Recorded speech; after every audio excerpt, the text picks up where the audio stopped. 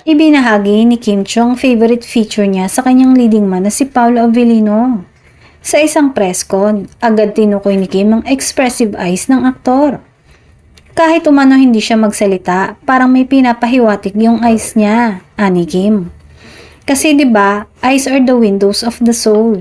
So, nakita ko na yung soul mo. Pabirong pahayag pa ni Kim. Yun yung charm niya as a person na hindi man siya madaldal pero yung mata niya gustong dumaldal. Expressive, dagdag pa ng aktres. Samantala, inamin naman ni Paolo na si Kim na nga ang favorite leading lady niya ngayon.